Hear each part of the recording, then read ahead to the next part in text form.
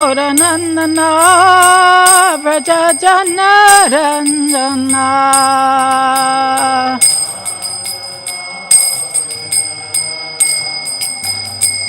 Jamuna Tira Vanachari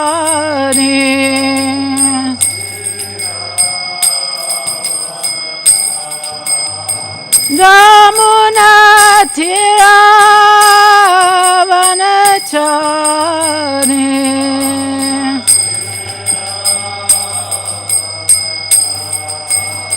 Jaya Radha Madhava Kunja Bihari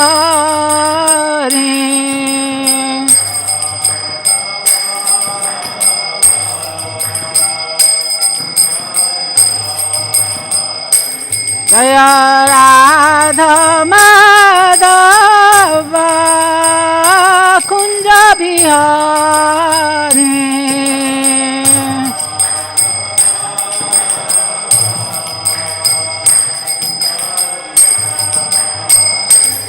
Gopi Jana Vallabha Girivanadari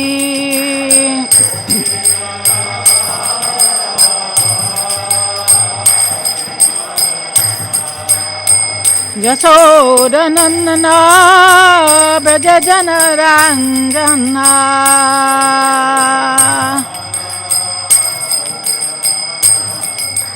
Yasoda Nandana Brajajana Ranjana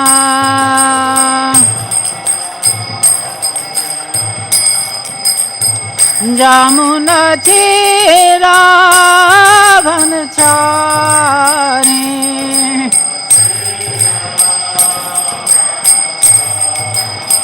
Jamuna Tira Vanachari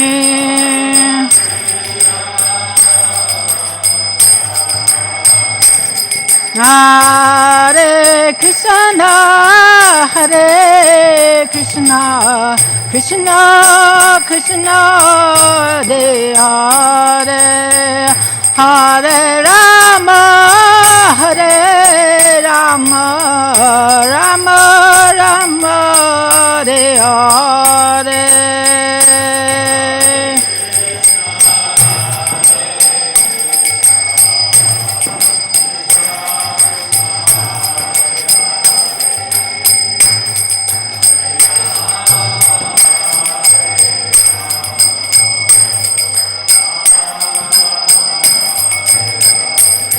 Hare Krishna Hare Krishna Krishna Krishna Hare Hare Hare Rama Hare Rama Rama Rama Hare Hare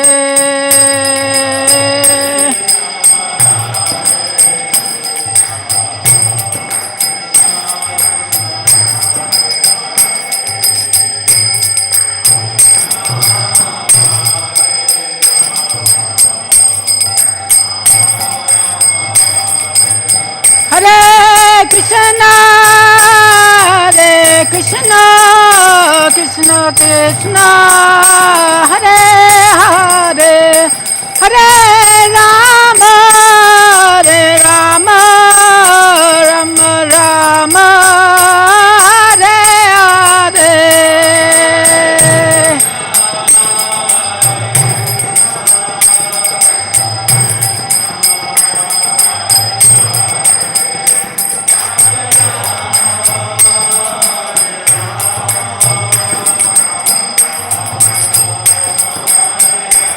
Nitai Gaura Haribo Haribo Haribo Nitai Gaur Haribo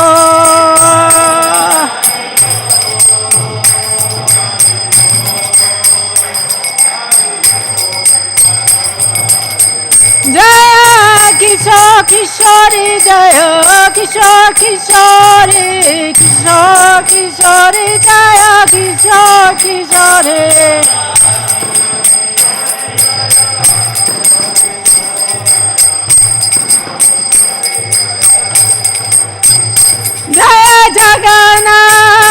Jaya Jagannath Jaya Baladev Jaya Subhadra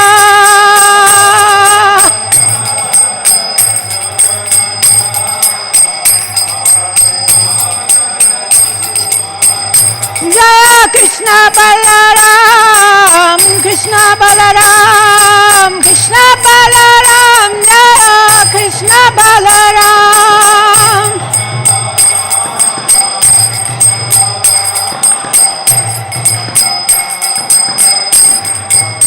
Jaya Prabhupada Prabhupada Prabhupada Srila Prabhupada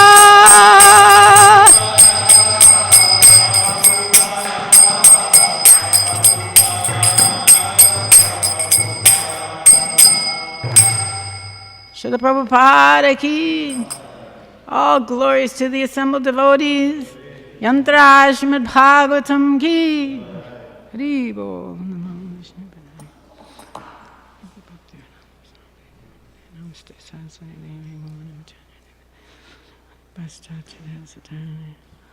Om Namo Bhagavate Vasudevaya.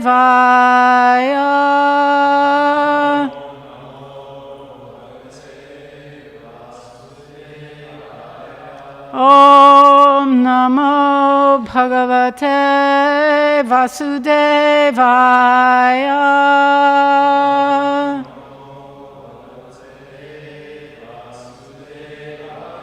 Om Namo Bhagavate Vasudevaya.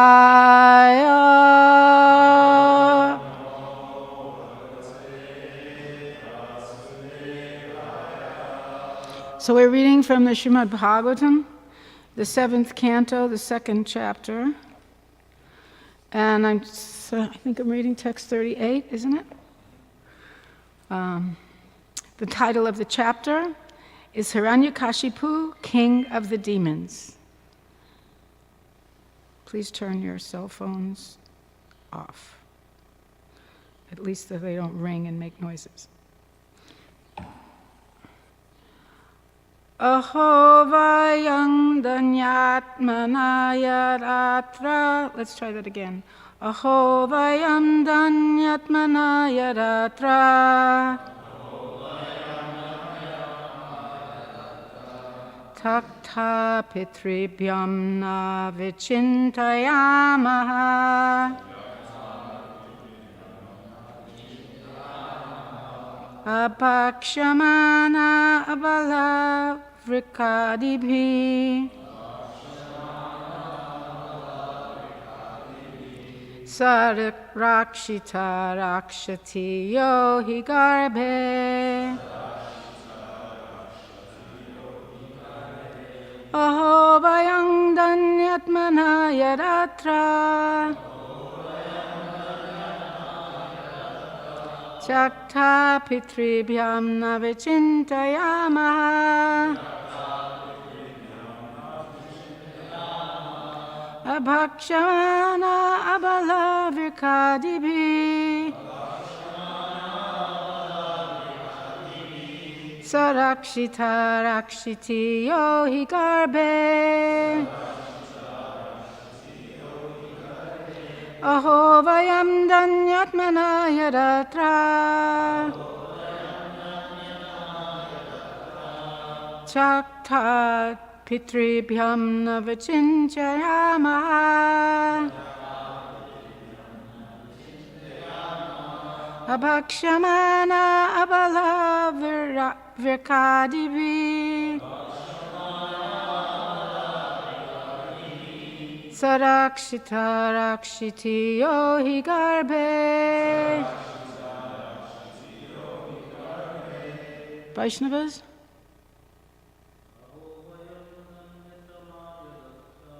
Aho vayam danyatamaya ratra.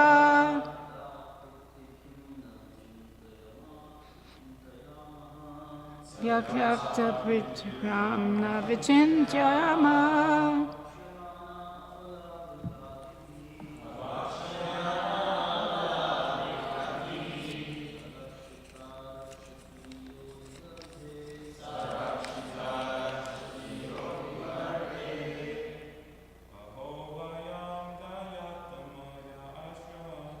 Aho vayam danyatama yadatra. Shakta pitribhyam navichintyayama. Apakshamana abala vikadibi. Sarakshita rakshiti yohi garbe. Vaishnavis?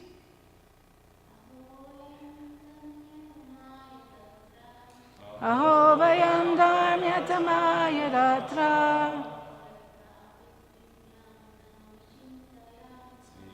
Vyakta pritibhyam navichintyama.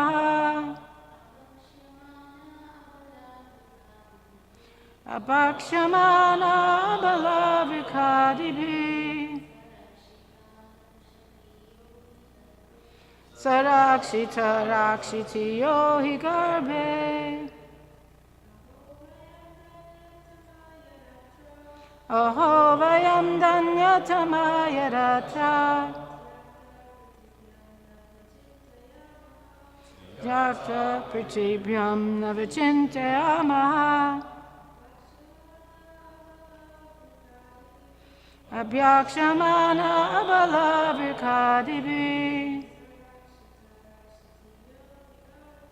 Sarakshita rakshita yohi garbe. Aho, alas. Vayam, we. Danyatama, most fortunate. Yat, because. Atra, at the present moment. Chakta, left alone, without protection. Pitribhyam, by both father and mother. Na, not. Vichintayamaha, worry. Abhyakshamanaha, not being eaten. Abalaha, very weak. Mrika adibi, by tigers and other ferocious animals. Sa, he, the Supreme Personality of Godhead. Rakshita, will protect. Rakshiti, has protected. Ya, who, he, indeed, garbhe, within the womb.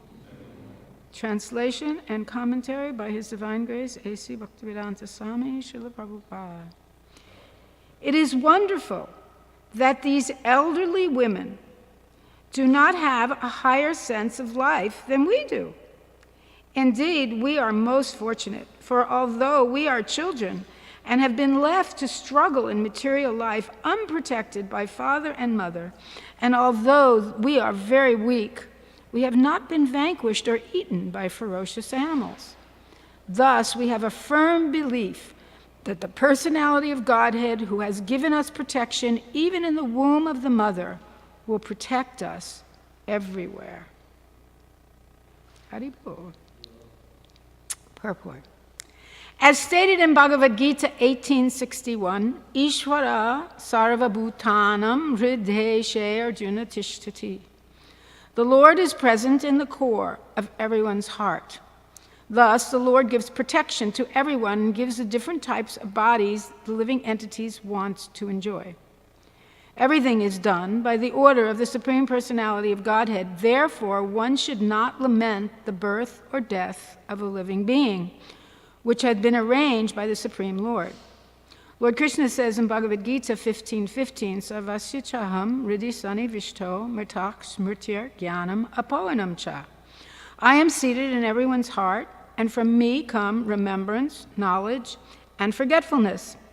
One must act according to the direction of the Lord within the heart. But because the conditioned soul wants to act independently, the Lord gives him the facility to act and experience the reactions. The Lord says, Sarva dharmam parityajam mam ekam sharanam vraja. Give up all other duties and simply surrender unto me. One who does not abide by the orders of the Supreme Personality of Godhead is given the facility to enjoy the material world. Instead of restricting him, the Lord gives the conditioned soul the opportunity to enjoy, so that by mature experience, after many, many births, bahunam janmanam ante, he will understand that surrender to the lotus feet of Vasudeva is the only duty of all living beings. Nama Om Vishnu Padaya Krishna Prestaya Bhutale Srimate Bhakti Vedanta Samaniti Namane Namaste Saraswati Deve Gauravani Pacharane Nirvishesha Shunyavadi Paschachati Sitarane. So since I haven't been here to hear the different discussions on these various verses, I'd like to just kind of catch myself up, because I know for myself that when itinerant speakers come, they tend to repeat what's already been said for the last 3 weeks. And so to spare you from that, I'd like to ask you a few questions, if that's okay with you. Even if it's not, I'm going to anyway. First of all, who's speaking here? Who's speaking here? Hiranyakashipu is speaking, yes, and he's telling a story. And in his story, someone else is speaking. Who's the other person that's speaking? A small boy that's who? Yamaraj. Okay. So you have Hiranyakashipu speaking to who? The wives of? The wives of his dead brother. And what did he do just before he started speaking to the wives of his dead brother? That's Hiranyakashipu, I mean. What did he do just before he started speaking to the wives of his dead brother? Haribol. Mama made it. Hare Krishna. Okay, question, answer.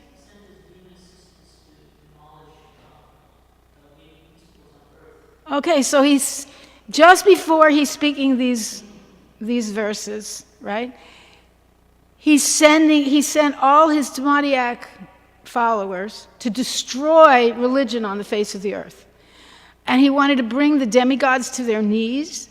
He had a plan, right? He had a strategic plan. His strategic plan was to eliminate all the facility for sacrifice on the planet, including the trees, all gardens, everything that provided fruit, all the animals, the cows, protection of the cows, everything that would facilitate a prosperous Vedic lifestyle. And because it was a Vedic lifestyle, sacrifices to the demigods, he wanted stopped. And he wasn't going to talk about it. He was going to arrange it by having his people go and burn everybody's house, kill all the saintly people, destroy all the things that are needed for sacrifice, and such a way cause major disruption in the comfortable, prosperous nature of the planet, and cause the demigods to die because they wouldn't have any sacrifices, they wouldn't be able to function, and ultimately stop the worship of Vishnu, the Supreme Personality of Godhead, and bring the whole planet as we know it to a stop, or as is known at this particular time, to a stop, so that he could be, and we'll find out later, that everybody could worship him. He had his far-reaching plan, his ultimate goal was to become the worshipable entity of the human race. And you see that later when he starts to speak to his son. Thank you. It's one of those problems of short people. Their feet don't touch the ground. It's not because I'm a demigoddess. It's because my feet are too short. So here you have this person who only verses before, that's, if you figure verses, that's a few minutes, a few hours, maybe yesterday. Hiranyakashipu is discussing with his people how to destroy the world. And here, he's shifted gears a little bit. All right, because now he's preaching to the distraught relatives of his brother who was killed by Vishnu. And at first he was furiously angry. Then he let out a little bit of that anger. He felt a little bit, okay, now I've done something about it. I feel a little bit better, a little bit of vengeance to rectify the situation that my brother's been killed. And now he's going to talk to these bereaved relatives who are wailing and displaying signs of grief which are, in his opinion, obviously unreasonable. These women have the dead body of Hiranyaka in their laps, and they're crying and crying and crying and crying and crying and crying and crying and being hysterical and lamenting his death. You were so great. Of course, Hiranyaka wasn't exactly great in the opinion of some, but in their opinion, he was great. He was the provider. He was the maintainer. He's the one who took care of them. How are we going to exist now without him? And so, in order to pacify them and snap them out of it, Hiranyakashipu, the same person who was about to destroy everything, tells this story. And he tells the story about Yamaraj, who's a demigod, who's one of the people he was going to destroy. And he tells them that Yamaraj came to somebody who was also in a similar situation, grieving, and in the form of a young orphan boy, not just a boy, but he was an orphan boy. That's why he says, you know, I didn't have anyone to take care of me. From my birth, I didn't have any mother. I didn't have any father. I was wandering the earth, but the animals didn't eat me. Right? Somehow I managed from birth until this time when I'm seeing you people, I've been protected. Somehow, the Supreme Personality of Godhead has protected me. Now, here's Hiranyakashipu, and he's talking about how the Supreme, of course, we have a little bit of what we call, when we teach Bhakti Shastri, we have this thing called the Prabhupada elevator. Did anybody ever hear about the Prabhupada elevator? Prabhupada elevator is, sometimes we have the yoga ladder. We go up different stages and we learn this and then we learn that, and we start with impersonalism or kama kanda, then sa-kama, then nishkam karma, and we go up from nishkam karma to Krishna prema. We start. So that's the yoga ladder. But Prabhupada, if you look at the purports in Bhagavad Gita and throughout the Bhagavatam, Prabhupada has a Prabhupada elevator. He takes us right to the top. Someone talks about the impersonal void, and Prabhupada says the Supreme Personality of Godhead. So, because Prabhupada, he didn't want us to slip and fall on the stairs going up. He wanted us to make sure that we never lost sight of the goal. So, in his transcendental purports, he's always taking us ahead. He's always skipping the stages and taking us to the top. And we call that the Prabhupada elevator. So we have a little bit of Prabhupada elevator here, because this little boy, when he's talking, his words don't directly refer to the Supreme Personality of Godhead. And in Hiranyakashipu's consolation, he talks about the Supreme, and he talks about, the energy, that which is beyond our realization. He doesn't really say Vishnu. It would be hard for him to say Vishnu. It would be hard to say, take shelter of Krishna. Because he was mad at Krishna. Krishna had just killed Hiranyaka, and he found great angst in regards to Krishna. He was trying to eliminate Vishnu from the planet, which, how do you do that? But anyway, so in his discussion, he's discussing this impersonal conception, or this energy, this higher force. But Prabhupada translates it as the Supreme Personality of Godhead. So we have this little Prabhupada elevator. But nevertheless, even though we have the Prabhupada elevator, it's kind of interesting to consider how Hiranyakashipu was Dr. Jekyll and Mr. Hyde. That he had two faces.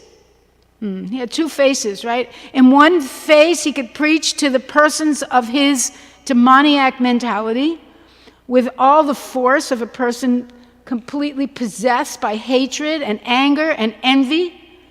And on another level, he was preaching to people who needed shelter and giving them promises that everything would be all right. Don't worry. So he tells a story, and he tells the story, and we should know that this story is a story within a story within a story within a story.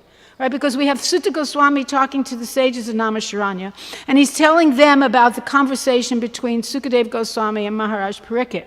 And in the course of that conversation, he's telling them about a conversation between Narada and Yudhisthira. And in that conversation, Yudhisthira asks about Hiranyakashipu, and so then he's talking about Hiranyakashipu, and now within that story, Hiranyakashipu is having a conversation trying to console these ladies. And trying to console these ladies, he's telling another story, so there's another conversation going on between Yamaraj in the form of a little boy and all these women. So we have like this telescopic story.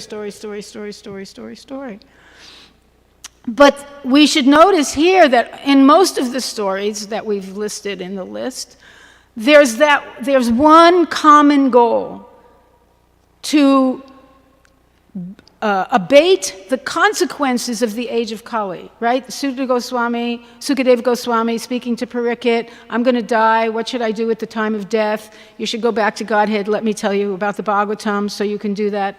Then the sages of Naimisharanya coming together, choosing Sutta Goswami to speak to them about the Bhagavatam to try to ward off the upcoming danger of the age of Kali. That's why he's speaking. And then all within that story, you have so many stories of different persons, Yudhisthira, Narada, Vasudeva, Vidura, Maitreya, Uddhava, having different conversations, all trying to help us to understand the Supreme Personality of Godhead, all trying to help us Dharmak projita kaichavocha paramatnamak saranam satam, to kick out all cheating religion and focus our mind and our senses on going back to Godhead, the ultimate goal of life, and to create a planetary situation where the age of Kali will be somehow curtailed, kept in, in a box somehow. So, and then here we have another example of somebody else on another side who is displaying other qualities, which we're going to learn about, and we're going to learn about the results of those qualities in the long term. But now, in this particular section, we are seeing the duplicity, the hypocrisy of someone who's manipulated by lust and anger and greed. We hear about in Bhagavad Gita, lust, anger, and greed. What are they? The gates to hell. That's what they're called, the gates to hell. And we see what they do to the mind. Hiranyakashipu, of course, he's a unique character in Vedic literature, and you can look at him from many different angles because he's like a Vidura stone. But we're not going to look too far into that because that's a big thing in itself, how he was empowered by Krishna to come and fight with Krishna. So in one sense, he's a devotee. But right now, he's deliberately under the Yoga Maya to forget that he's a devotee. So he can be killed by Krishna, which is a privilege to be killed by Krishna. Not everybody gets killed by Krishna, or everybody does, but indirectly. He gets killed directly. And he comes specifically because he's empowered to fight with Krishna. Krishna wants a fight. He wants his devotees to help him out. So Jaya and Vijaya, who are described as his most favorite doorkeepers, get the choice, will you do it for me? I really want to fight. Okay, I'll do it. We'll come back as demons and we'll give you a good fight. So there's that end of it, but we're not going to go there. We're going to go to the reality that we see before us on the pages, and we see this incredible misuse of what appears to be very good philosophy, right? The verses that follow these few verses, the verses that before these few verses, the few verses after, they could be a Bhagavatam class at the Sunday feast lecture, right? And it would be just fine. Everybody would think, wow, it was great, until you hear Hiranyakashipu Uvacha, and then you wonder, well, wait a minute, what's going on here? But the philosophy that he's using the philosophy to manipulate people's minds in order to get them to do what he wants them to do.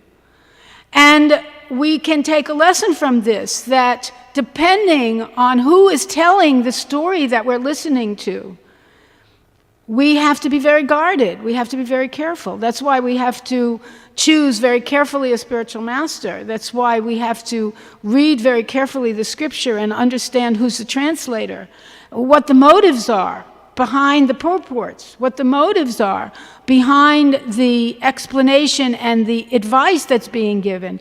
Because if we don't understand the motives, then we can be duped with the same philosophy that we can use to be saved. That same rope that can throw in the well and help us get out can wrap around our neck and, be the end of us. That same one. So we have to be very careful. There's a very nice story about a jackal and what's the other animal? A vulture. Okay, so a jackal and a vulture. And they were each at the crematorium, or the burning place of the dead bodies, which is generally right by the water. So who knows about jackals? When do jackals eat prasadam? When do jackals eat? Nighttime. And when do vultures eat? During the day. So these jackal and this vulture, they're over at the place where the body is, and all these people are there. And they each have their own agenda. They both have the same agenda in that they both want to eat the dead body. But one of them eats at night, and one of them eats in the day. So first the vulture, who eats during the day, he comes over and he sees all these lamenting relatives, and he says, "Let me give you some advice." He said, "Don't you understand that the soul has already left this body? This is just a useless body. It's chemicals. Why are you wasting your time lamenting over this body? It's going to smell bad. It's not auspicious to be around a dead body. You should just leave this body and get out of here. You're wasting your time lamenting over this body, carrying on. And what is the use of it? The soul is gone. Why? Because he's thinking, if I get them out of here, then I can eat this body. Because it's early, it's my lunchtime, right? And so if I can scoot them out of here, then I can have prasadam.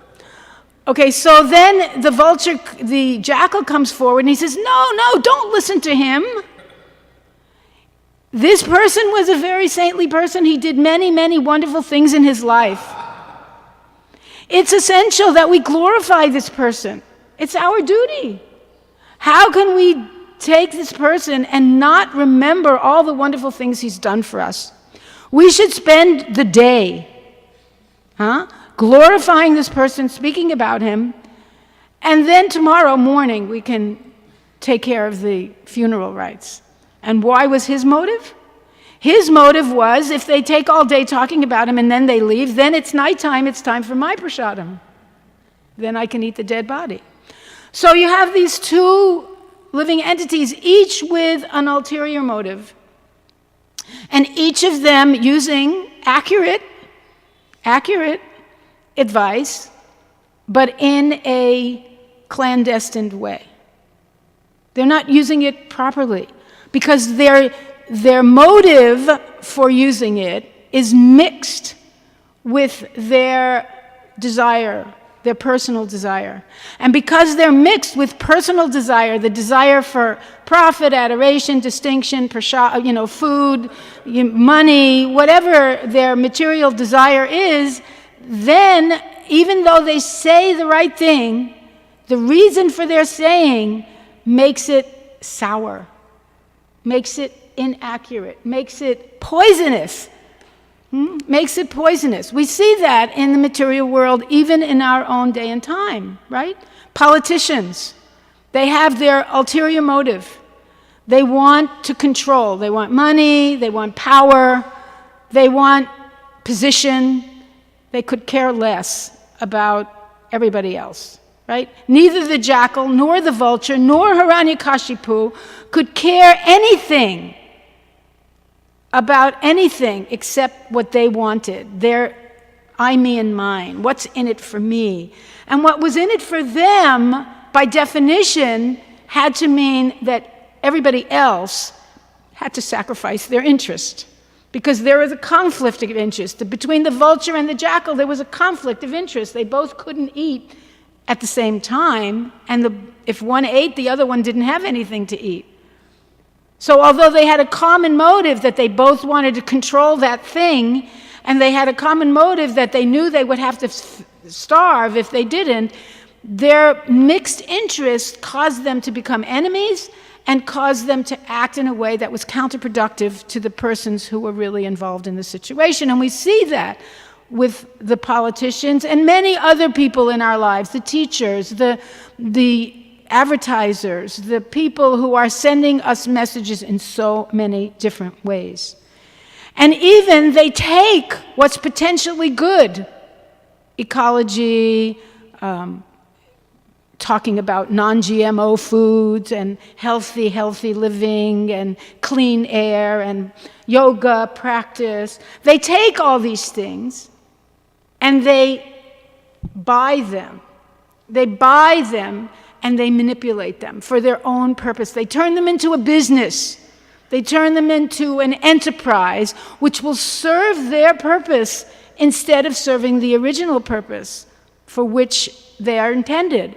Even though the original purpose may be very good, grow your own food, don't mess with the genes, try to eat purely, do yoga every day, and focus your mind. Focus your mind on what? Focus your mind on your iPad, focus your mind on your television, focus your mind on stupid things so you become dumb and you don't know what I'm doing. You don't think about what I'm doing. You don't think about what I'm acting. You're just following like lemmings, right? You know the story of the lemmings, they all run into the ocean. One starts to run and then all of them follow and they all jump into the water. So this is the situation, and what do we do about it? These ladies, they're listening to Yamaraj, and Yamaraj is giving them very good advice. But the person who's speaking about Yamaraj is giving them not so good advice and will continue to give not good advice to everybody, right?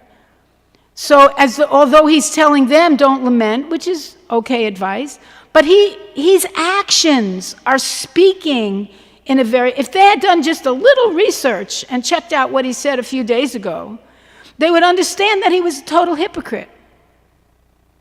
Right? Because he was definitely vengeful. He told them, don't lament, it's the will of the Lord, and whatever, the Supreme does, it's all good. But he wasn't remembering that when he told all his people to go and burn everything and destroy everything and stop all the sacrifices and kill people. So, but we have a tendency, and they also had a tendency, not to look, not to deeply explore, not to see who is behind the story. Not to see who is behind the story. And if we don't look who is behind the story, then we will be misled by the story. Stories have been used traditionally for thousands and thousands of years to impart moral principles, cultural. Let's look at the word culture for a minute. Just digress for a second. What does culture mean? How many scientists in here? Anybody a scientist? Nobody's a scientist. Now that's very surprising. What does it mean, culture? Yeah, cultivate. What does that mean? That's using the same word to define itself. Yes. Okay, shared behaviors in a group. Yes. A style of living. Yes.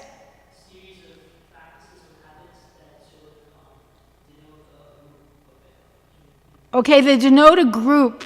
And if you take that a little bit further, you see that a group that has a certain modus operandi, whatever it is. So a culture is an environment created by a group of people with the desire to achieve a certain end. In a laboratory, a person creates a culture in a petri dish, and they put bacteria inside, and the bacteria are given a good environment to grow, because the scientist wants to see how they grow, how they colonate, and then ultimately figure out how to kill them.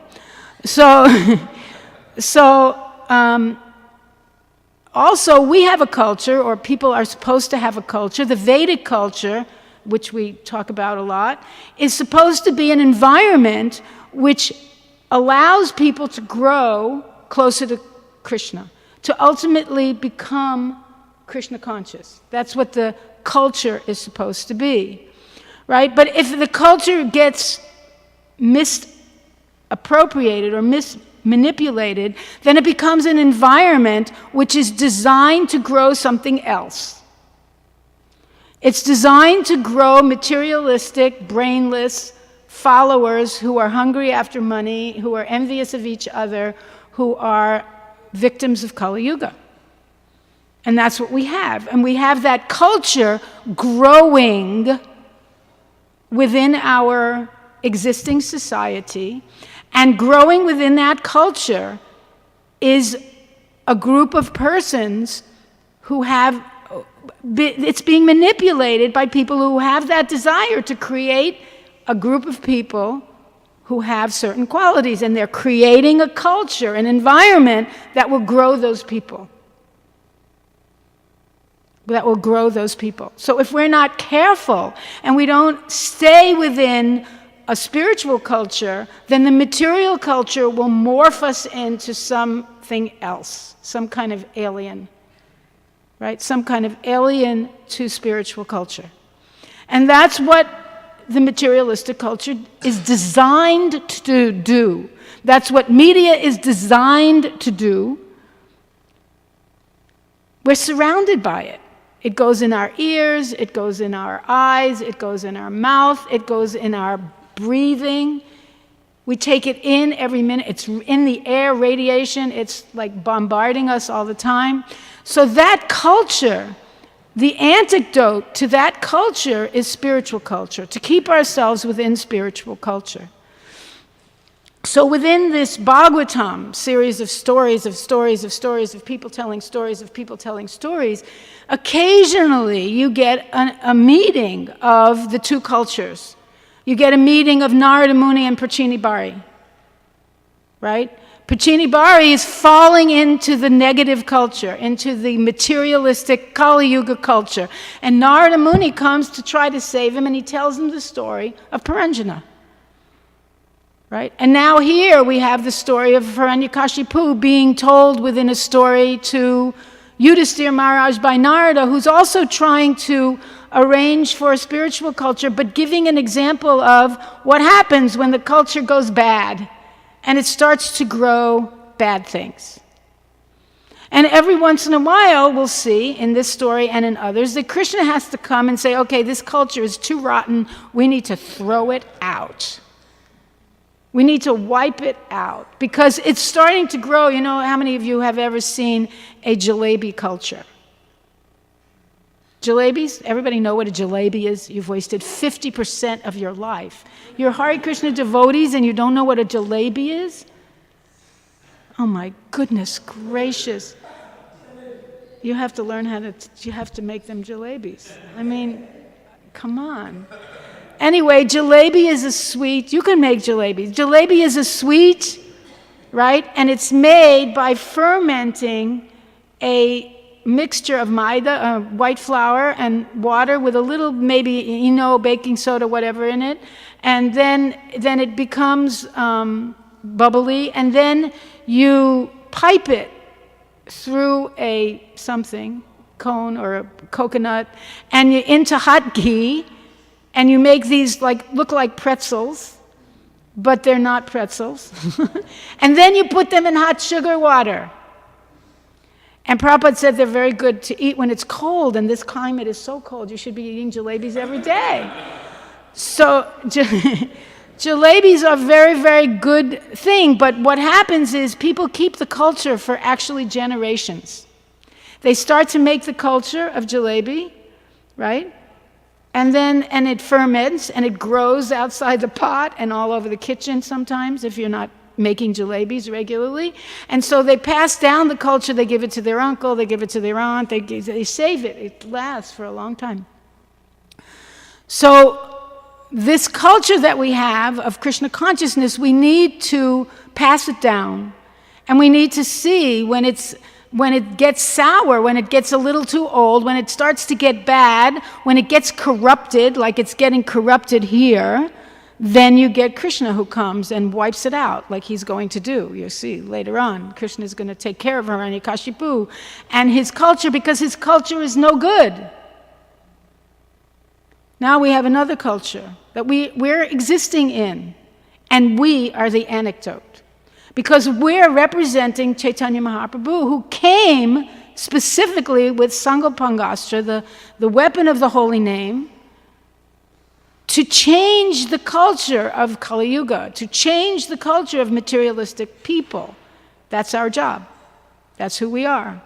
We're supposed to be distributing the means and the methodology to alter that culture and bring people closer to Krishna. Sometimes we may do it by distributing jalebis. Sometimes we may do it by other means, but whatever means we use, we have to be very careful that we don't get caught in the bad culture. And the bad culture is not passive. It's active. Just like Hiranyakashipu, he was active. Right? He was active. Krishna had to be very creative in order to kill Hiranyakashipu. Hiranyakashipu was not stupid. Sometimes we paint pictures of demons, and they have horns and fangs and ugly features, and they're hairy and weird-looking feature. But Hiranyakashipu wasn't like that. Ravana wasn't like that either. Ravana was a very good-looking man, very charismatic person. James Bond, very charismatic, good-looking person. That dates me, I'm sure. I probably don't even know who James Bond is anymore. But the fact is that you don't know who your predators are. Once upon a time, I trained as for child protection seva, and I had to take some professional training. So one of the things that they did was they showed us a video of persons talking about themselves. And we had to choose which of those persons were child abusers, were predators. And so the person would speak, and then they'd stop the video and asked us, what's he like? What do you think about him? He's a priest.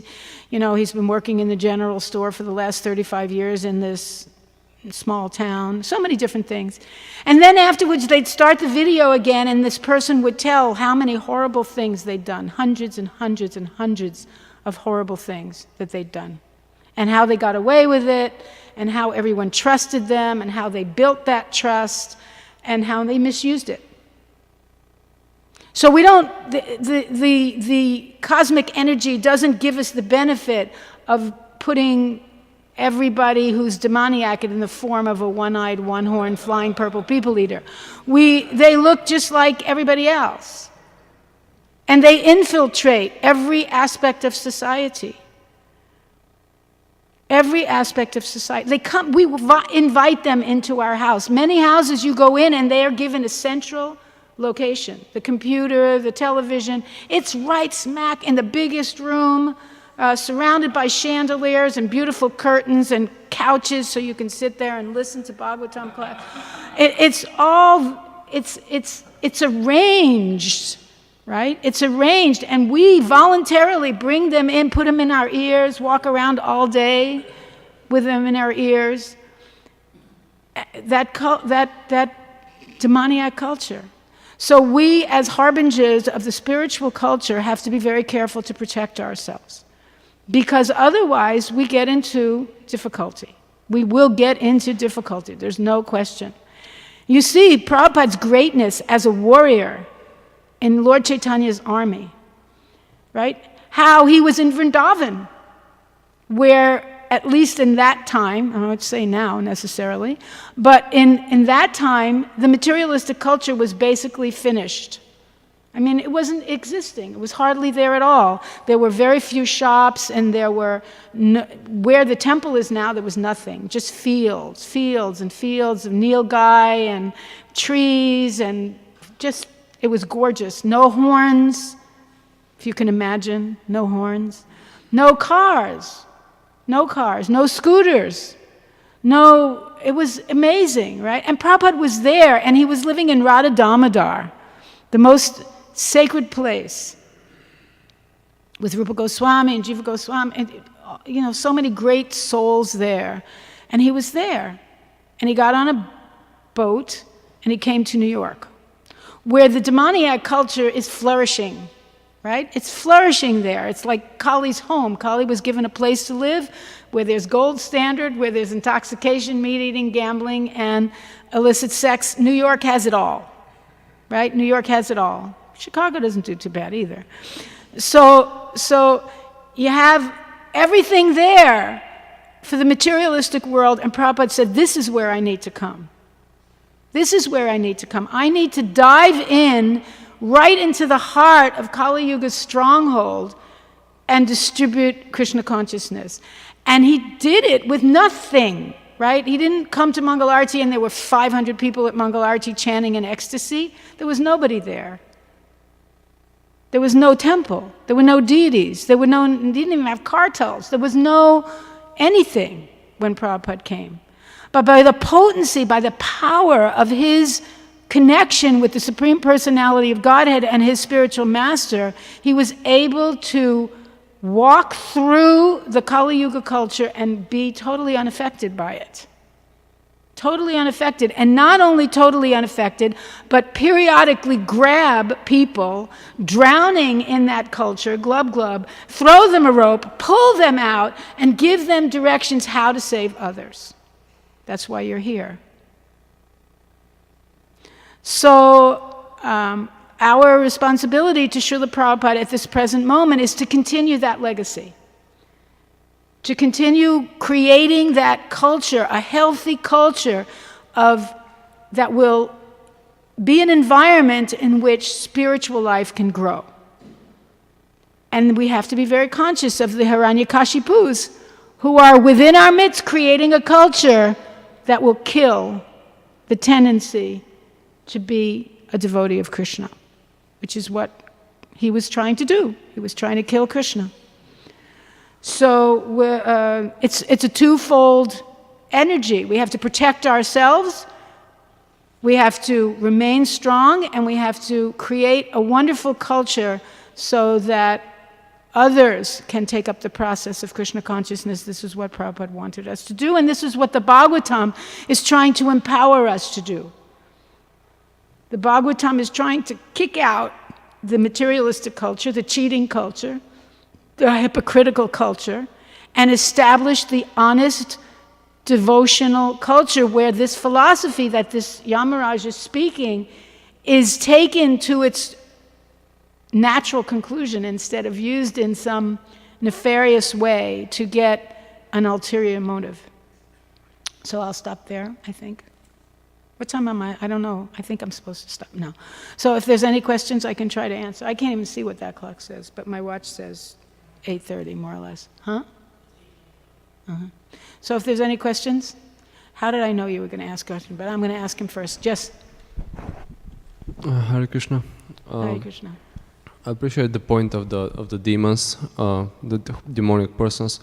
So I've heard that Prabhupada said that even in our society in Iskcon, there are some demonic persons. How can we recognize them, and what should we do if there are such persons? Well, what we should do is different than what should be done, because we don't necessarily have to do it. Look at the society in which Dhritarashtra and Duryodhana were functioning, and look at the behavior of Vidura. Vidura knew that Dhritarashtra and Duryodhana were creating a culture that was very undesirable, and that Duryodhana was trying systematically to kill the Pandavas and their dynasty, which was the culture that was supposed to bring spiritual strength. So what did Vidura do? He facilitated the survival of the Pandavas, but he didn't blow the whistle on the demoniac, because he didn't have the power, he didn't have the strength. He had to wait for the time. He knew that Krishna would take care, and he had his job to do, so he did his job perfectly. Bhagavad Gita says, better to do your job perfectly than someone else's, right? Or do your job even imperfectly better than someone else's. So our job is to focus on spiritual life. There are some people within our midst who have maybe other jobs to find these people and eliminate them. And we can certainly be aware. We can certainly look for telltale signs. Like I said, if these ladies had seen Hiranyakashipu's behavior just a few days before, they would have understood where his head was at, but they didn't look. So we can look, we can be discerning, we can choose our association carefully, we can see, certain things, just like in the airport, there's signs all over. If you see something strange, report it. We need everybody's help. If you see something that's not kosher, tell somebody. So we can do that. And we can keep ourselves strong. We can check. We can be philosophically astute and serious about our own practice. Because if we're philosophically astute and concerned, serious about our own practice, we will not be easily misled. We will not be confused. We'll be able to protect ourselves and protect others. And it's been going on since forever. I remember years and years ago, 1970, I was in New Vrindavan, and 4 very wonderful devotees, very serious devotees, became bewildered by the material energy and began to preach that Prabhupada was God in New Vrindavan. And it was, I can't even describe to you how crazy the situation got. Devotees were fighting with each other, physically fighting with each other.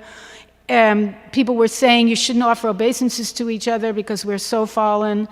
And we should just go out in the material world and get beaten up until we can finally realize how fallen we are, and then we can beg Prabhupada because Prabhupada left us and he's never going to come back because he saw how fallen we were and he didn't want to have anything to do with us anymore. All of this was going on until somebody or some people who were aware, spiritually strong, heard the philosophy and said, no, this is wrong, and they called Prabhupada. Prabhupada was in Japan. They called Prabhupada and they said, this is going on. And Prabhupada broke it to pieces. He sent those men traveling. He told them they couldn't stop at any temple. And eventually they were rectified.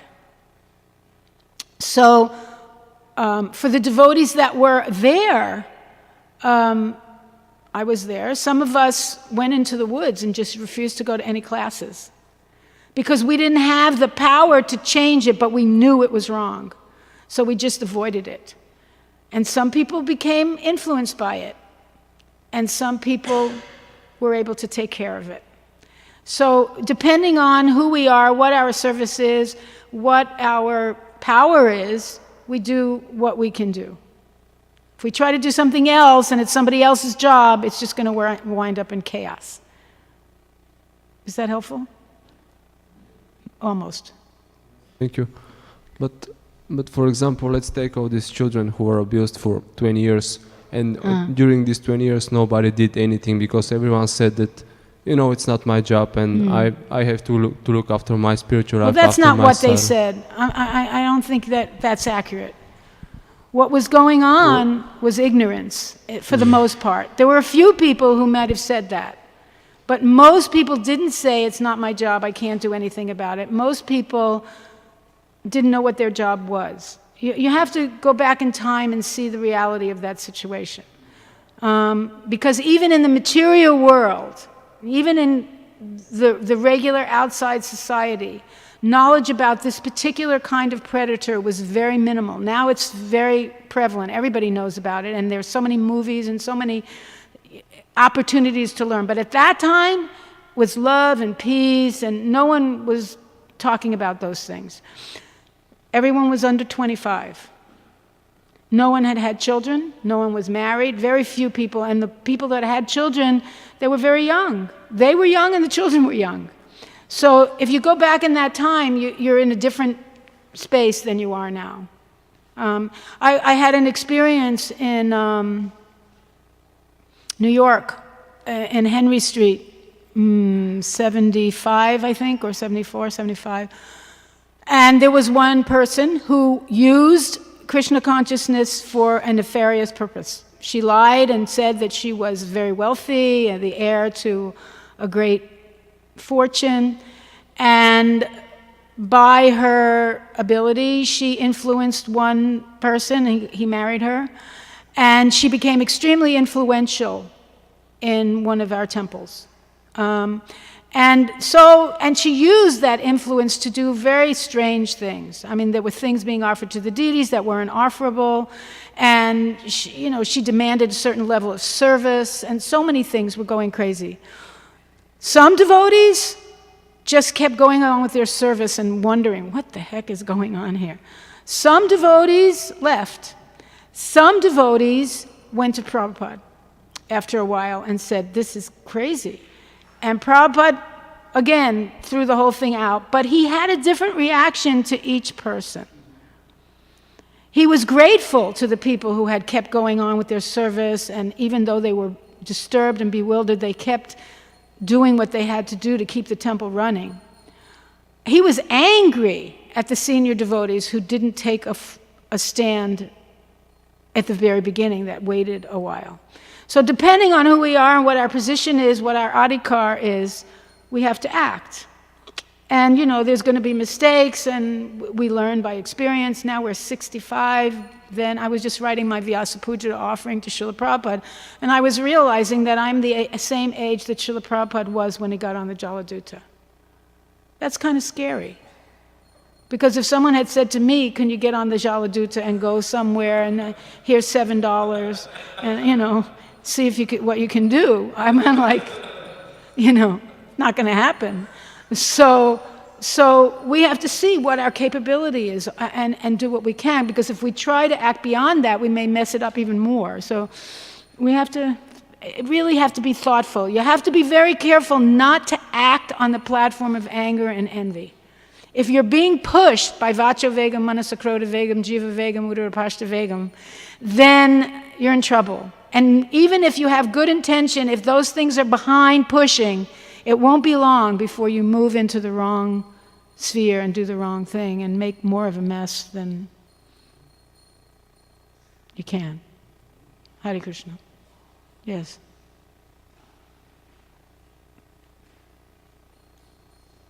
Hare Krishna. Thank you very much for the class. I really appreciated the latest point you mentioned, like not acting from a platform of anger and envy. And I was thinking of this. There's always so many different perspectives, and one perspective, Prabhupada was saying, some devotees were saying, but Prabhupada, there's Maya in the temples. And then Prabhupada would say, if you are seeing Maya in our temples, that's because you're in Maya. So could you speak a little bit on that perspective? This isn't to at all invalidate the need for caution, of course. But again, there's this other perspective Prabhupada's presenting in this anecdote. Have you heard it also? You're familiar with what I'm referring to? I'm going to talk briefly on it because this is a whole other Bhagavatam class. But the understanding is that we're in the shower. So Prabhupada said when you're in the shower, you go in the shower because you're dirty. And hopefully if you know how to wash behind your ears, being a mother, you wash behind your ears, use the clean out, everywhere, then you'll be clean when you come out of the shower. But if you're expected to be clean when you go in the shower, that's foolishness. So Prabhupada in particular, this was one of the main criticisms of his godbrothers, is that he went and looked for people in the mud pile. And he pulled them out and he brought them into the shower. And they said, well, wait a minute, why are you bringing these people into the shower? They're going to get muddy footprints all over the shower. They're going to make everything a mess. You should go out and try to find clean people to bring into the shower. But that wasn't Prabhupada's philosophy, nor was it Chaitanya Mahaprabhu's philosophy, nor was it Bhaktisiddhanta Saraswati Thakur's desire. So Prabhupada went out into the mud puddle and found probably some of the most dirty people he could find and started teaching them how to scrub, how to clean. So you can criticize and say, oh, look at theirs, and they're in Maya. But yeah, they're in Maya, but they're trying to get clean. Now, occasionally there'll be some people who think they want to get clean, but then their tendency to be in the mud puddle is just too strong, and they can't do it. And there'll be some people who take advantage, which is what happened in many cases. They see a bunch of innocent, young spiritualists, and they think, just like the vulture and the jackal. They see people mourning, and they think, here's my chance to get this body. And I'll just give them a little philosophy, and they're so messed up that they won't understand, and they'll leave me to the riches. So some people took like that. They saw children, they saw situations, they saw money, they saw advantages where we were like, anyone come, you want to come and shave up, sure, fine, come in, live with us. We don't, take anything, whatever. I think I mentioned the swimming pool here. We in our old temple in Chicago, we used to have an Olympic-sized swimming pool filled with stuff.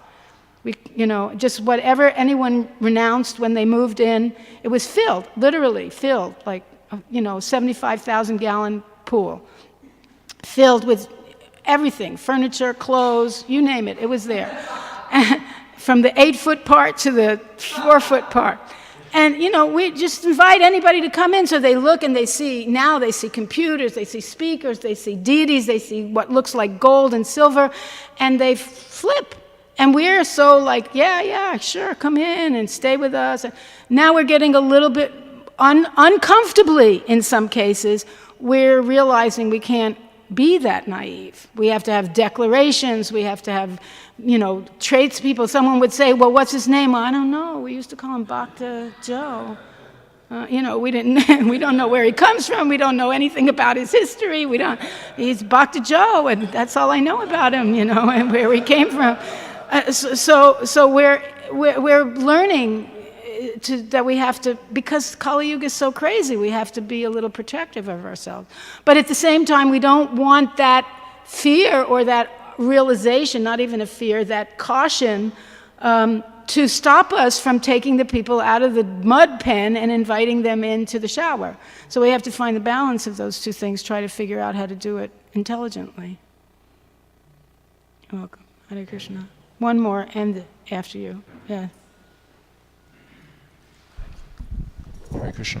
Hare Krishna. Hare Krishna. Thank you for a wonderful class, and welcome back. So Thanks. Thank you for your service. I appreciated one last point you made, and all the points, but you made one last point that we all have a responsibility to carry on Prabhupada's legacy. Mm-hmm. And this word responsibility, which is kind of similar to leadership, like some people may think I'm not a leader, if I'm not on a Vyasa sign, if I'm not a sannyas. Responsibility and leadership are not synonyms. Yeah, so exactly. So a lot of times we may feel that, I'm not volunteering in class, but kind of one point I appreciated in some of the classes I was watching is that, like Indra, he was a devotee, but he was enlightening people of what not to do. So even if we don't, even if we don't volunteer in class, people see us every day. We're always on the spotlight 24 hours a day.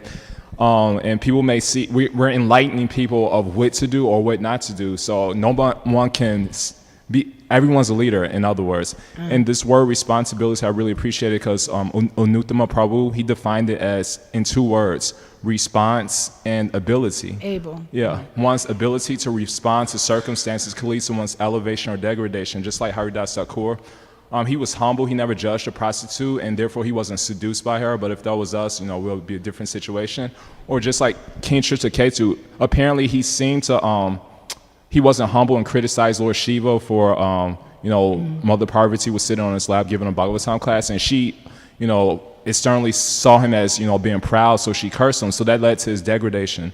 So can you speak a little bit about that how we're, we can't avoid, being responsible. We all have the ability to respond to circumstances. We're all leaders. We all are responsible, or we need to become responsible because all of us are, in a sense, acharyas. We teach by our example. Matter of fact, we teach by our example more than we teach by what we say. And just like Hiranyakashipu, he's saying all the right things, but he's doing not the right things. So as soon as you see someone who's saying the right thing and not doing the right thing, then something doesn't sit right. It's very difficult to listen to and be deeply affected by somebody who is doing the wrong thing and saying something else.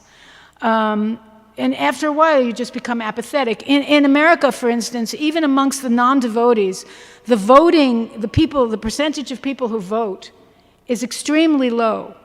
It's like, I think with Obama it went up a little bit. But it's in the, what is it, 55% of the people in the country vote? I'm not sure, but a lot don't. And then why don't they? Because they figure it's not going to make any difference. You have jerk A or jerk B, what difference does it make which jerk you vote for? So some people have an agenda and they think, oh, he's going to do my thing, and year after year they're kind of depressed and disappointed, but they go and do it again and hope for the best. But ultimately it results in apathy. So we're teaching by our behavior. We go into the store, we get angry, we act obnoxious. I remember reading one story in Jamuna's book where the devotees were stealing fruit, maybe, or sweets. They were stealing sweets from the sweet shops in Vrindavan. At the very beginning, in 1970 or something, you remember?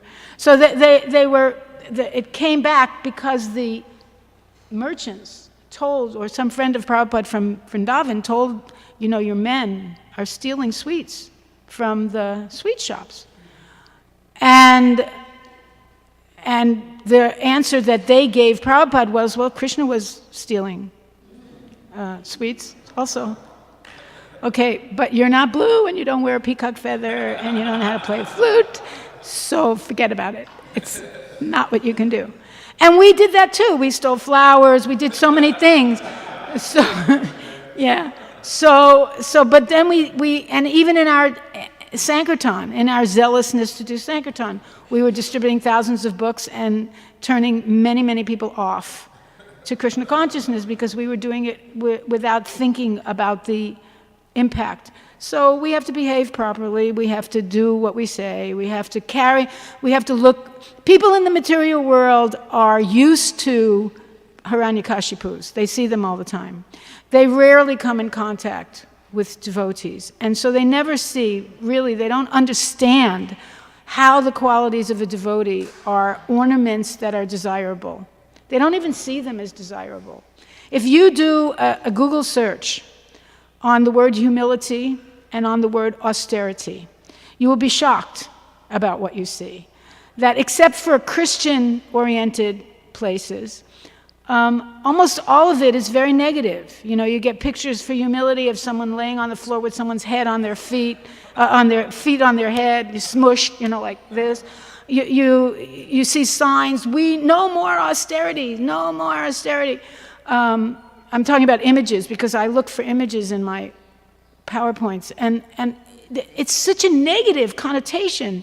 For us, humility and austerity are like very valuable qualities, and for the materialistic person, humility and austerity are like dirty words.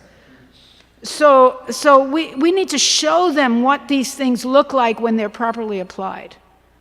They have a completely upside down understanding. So how will they learn? They won't learn by talking, because we rarely get the opportunity to really talk. And even Prabhupada's books, how many people read them deeply? How many people come and really absorb? They get impressed by people. People are what enliven them and bring them to devotional service, the connection they make with devotees. And, we all want good association. But look what Prabhupada did. Prabhupada became good association. He left all his association. He left everything. Came to New York, there was no good association. And then he did that with us. As soon as there was a critical number, 3, 4, 6, 8, 2 of you go over here, 2 of you go over there, 4 of you go over there. We didn't have any association. What association? But we had to be association, and we had to increase our numbers and bring people in and be dedicated and teach by our example. That was what Prabhupada wanted us to do, and especially in Vrindavan, Prabhupada said it again and again, you make people impressed about me, about Prabhupada. They'll know me by you. So how you behave, that's my advertisement. That's Prabhupada's advertisement. Yes? Seniority wins. I have to stop. Huh? Yeah, short.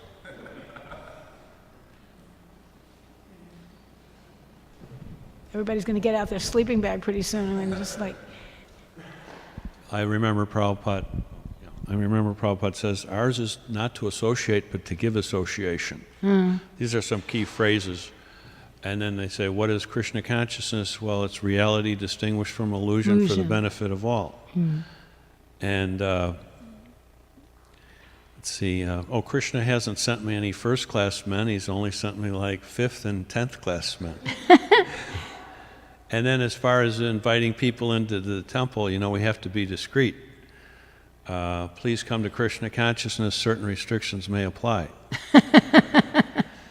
And like Bob Dylan says, the only ones I really see are those who hide behind the cloak of decency. It's only people's games you have to dodge. Bob Dylan Uvacha. Beware of Greeks bearing gifts. And when Prabhupada came to New York, I think he said he was in the belly of the beast. He said it was the armpit of the world. And we have to become like snake charmers because demons are so deceptive. If they knew what I was saying, they'd kill me. So those kind of things came to mind, And then how did you know what was going on in the swimming pool? That was for the brahmacharis. Not just the brahmachari. In every temple there was brahmacharinis and brahmacharis. Yeah, but we had the only swimming pool. Nope, I'm sorry. When I needed socks, they sent me there. Oh, really? Oh, okay. Haribol, glories to Srila Prabhupada. Hare Krishna. I